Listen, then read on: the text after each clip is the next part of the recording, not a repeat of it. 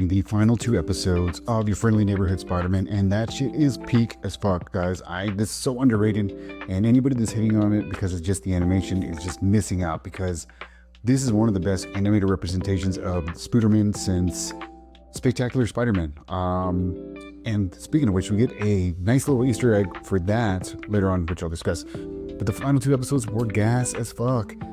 Episode 9 is the introduction, essentially, of the classic red and blue suit that we got teased at in the last episode, as the 110th gang and the Scorpion crew go head-to-head while they're trying to obtain Otto Octavius's confiscated tech from the previous episode, as he got arrested by Iron Man. But there's a big-ass brawl in the streets, and within that brawl, we see Tombstone take over the 110 as old boy, I forgot his name,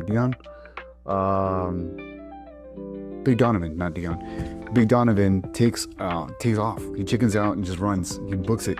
So he takes over, and in that process, it's like the only thing that he can think of that can help them win against the Scorpion and that crew, because at this point, Scorpion's he's peak, man. He goes to the truck, he gets exposed to a gas, and that's what gives him his powers. Again, remember, Tombstone in the comics has superhuman strength and skin, durable and impenetrable. We had a cool scene where we discover that as the Scorpion tries to stab him and it breaks.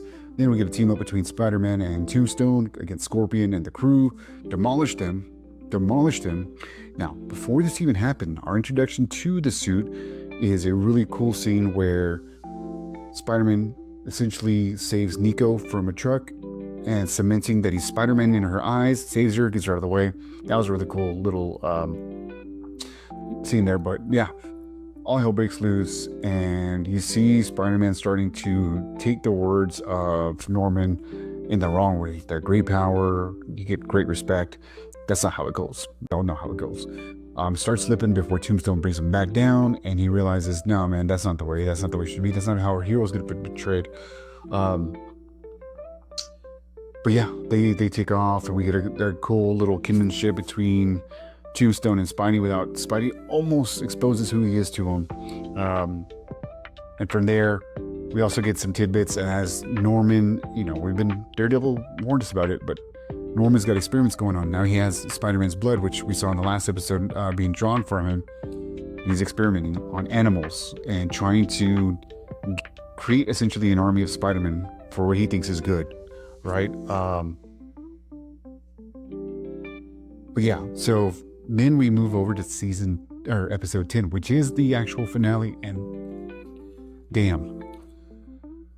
From there, we basically have all the interns brought into a room, and all their little projects have been put together to create a gateway to other galaxies, as Norman sees that their only way to really protect humanity is to create this gateway.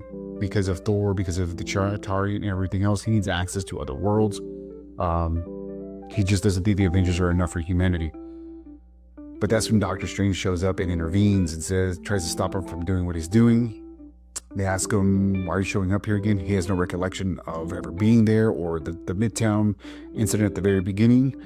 And of course, Norman being Norman, hits the gate, opens it up, and out of the portal comes the symbiote from episode 1. Are we putting the pieces together? Because it's starting to become clear. And they all hell break loose. Strange and Spider-Man are fighting the symbiote. All kinds of shit starts breaking, including the lab with the animals.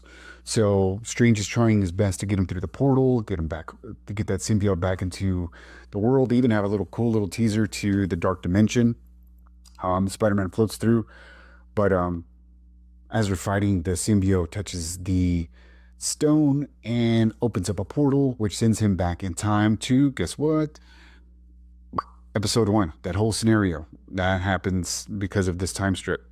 Also, when they're causing all that damage and let the animals loose, there is one spider that was infected or experimented on that crawls out and drops down the portal.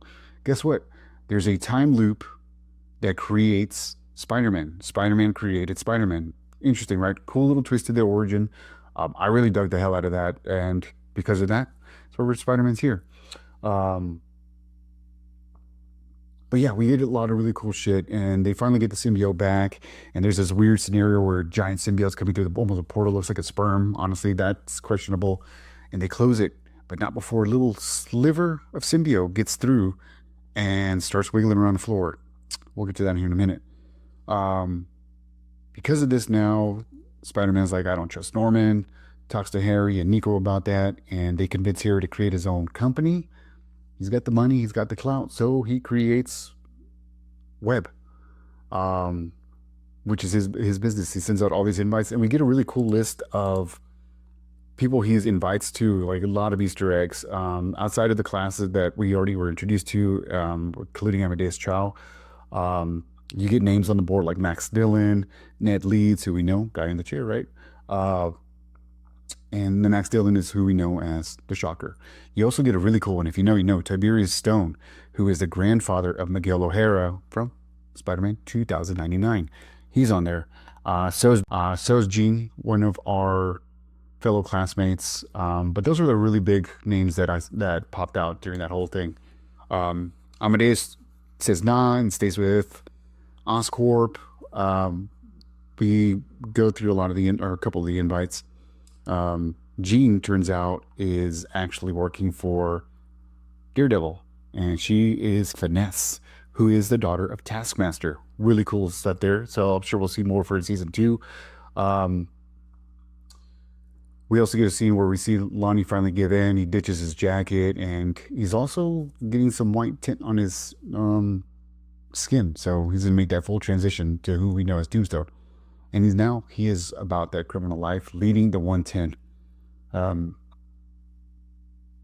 We also get a cool scene with Nico. You know, they tease Nico with this amulet, and she actually does know magic and conjures up her mom.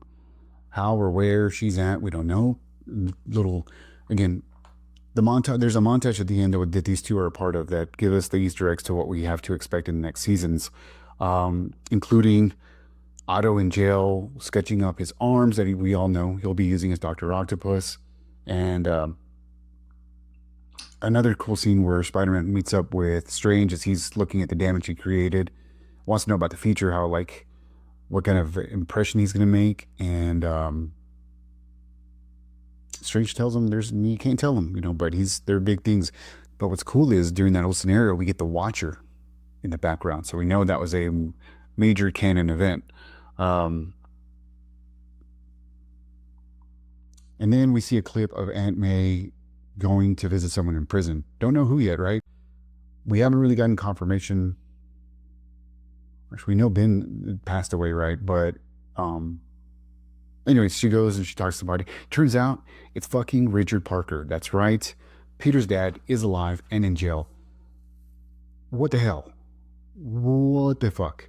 And as I was saying earlier, there's an Easter egg from Spectacular Spider-Man. Josh Keaton actually voices Richard. Full circle there, right?